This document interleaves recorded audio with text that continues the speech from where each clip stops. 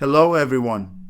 Today, we're exploring Genesis 26, a chapter that shows how God's promises continue through Isaac, even when he faces challenges and makes mistakes. It's a story of faith, failure, and God's unwavering faithfulness. Let's dive in. A famine strikes the land, and Isaac considers moving to Egypt.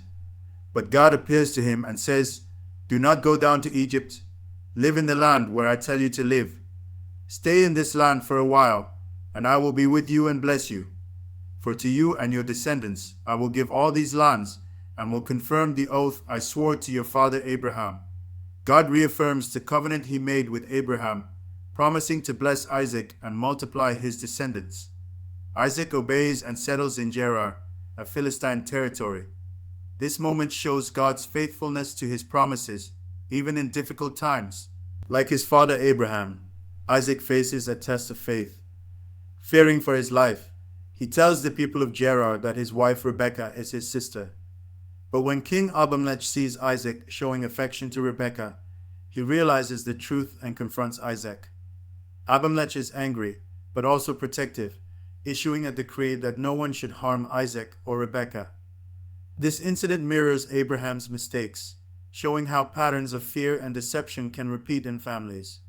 Yet, God remains faithful, protecting Isaac and Rebekah despite their lack of trust. Isaac plants crops in the land, and God blesses him with a hundredfold harvest. He becomes very wealthy, with large flocks, herds, and servants. But his success stirs up envy among the Philistines, who fill in the wells Abraham had dug. Abimelech eventually tells Isaac to leave, saying, "You have become too powerful for us." Isaac moves to the valley of Gerar and redigs the wells, naming them just as Abraham had. When his servants find fresh water, the herdsmen of Gerar quarrel over it, but Isaac doesn't fight back.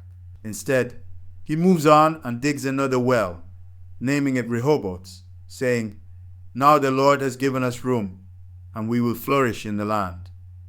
This shows Isaac's patience and trust in God's provision. Eventually, Abimelech recognizes God's blessing on Isaac and approaches him to make a peace treaty. They swear an oath to each other, and Isaac prepares a feast for them.